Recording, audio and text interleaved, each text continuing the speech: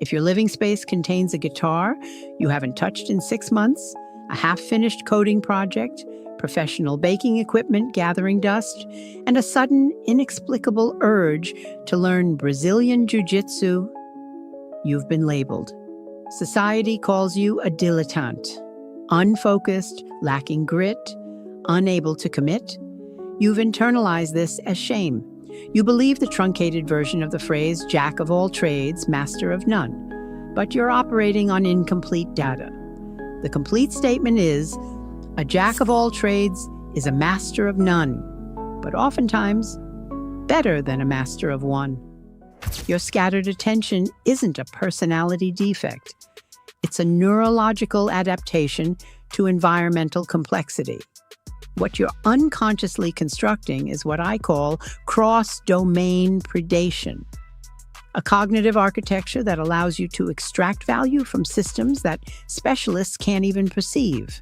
This is the psychology of the executive who refuses to specialize.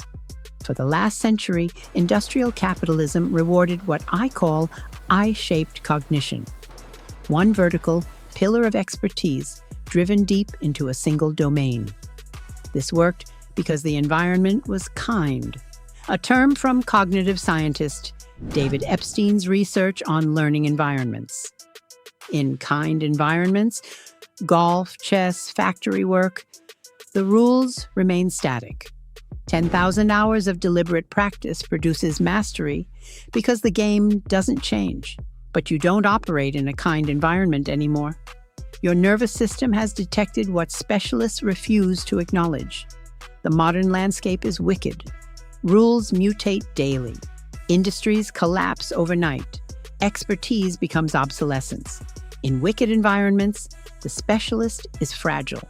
One variable change, technological disruption, economic shift, regulatory transformation, and their entire value proposition evaporates. This is why you drift. 1 year, electrical systems and HVAC mechanics. The next, yoga, powerlifting, and electronic music production. To an outside observer, this appears chaotic. It's not chaos. It's data acquisition across non-correlated domains.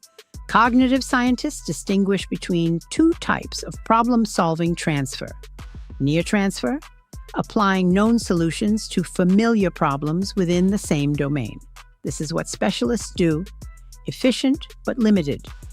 Far transfer, extracting principles from one domain and applying them to completely unrelated fields. This is cognitive arbitrage. Consider the web developer who previously worked as a beekeeper and small-scale farmer. On paper, agriculture and software engineering share zero surface-level overlap. But that agricultural background provides something no coding bootcamp can teach: an intuitive understanding of organic systems, growth cycles, resource allocation, and ecosystem collapse. This developer doesn't just write code. They cultivate digital ecosystems. They anticipate systemic failure modes that pure specialists miss because they've never watched an entire crop die from one overlooked variable. That is far transfer. That is where innovation actually occurs. You feel like an imposter because you're not the best at any single discipline, but you're measuring the wrong variable.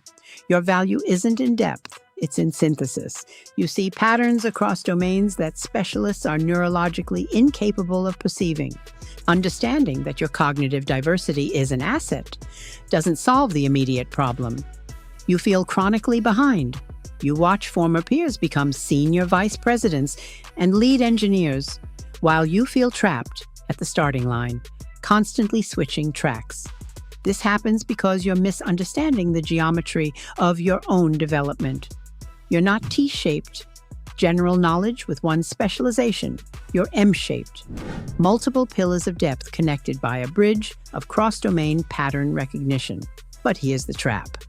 You cannot construct all pillars simultaneously. If you attempt to master data science, write a novel, and launch a business in the same quarter, your cognitive load will exceed capacity. You'll collapse. The solution is what I call the Sequential Domination Protocol. You must view your life in seasons of construction. Your 20s, obsessive focus on music and visual art. You build Pillar 1, your 30s. You pivot to software engineering for economic stability. Pillar 2, you didn't abandon art. You completed that phase of construction. I encountered a case study, a 53-year-old engineer who finally stopped fighting this pattern. He couldn't choose between programming and artistic creation. So he stopped trying. He let programming become the pillar that generated capital. 30 hours per week. Non-negotiable boundary. Music composition, philosophy, and game design became the other pillars, constructed during protected time blocks. He rejected high-demand leadership positions. He guarded his cognitive bandwidth like a strategic resource. Eventually, all pillars merged into his independent video game projects. Art, code, philosophy, and music synthesized into a single executable output. That is the M-shape in action. Sequential construction, eventual synthesis. There's one final mechanism that makes cross-domain predators anti-fragile. It's borrowed from evolutionary biology, redundancy. Elephants rarely develop cancer despite their size because they possess massive genetic redundancy, multiple copies of tumor-suppressing genes. If one fails, another activates. Your scattered interests function identically. They're not wasted effort. They're your strategic survivability matrix. The pure specialist software engineer facing AI automation, existential terror.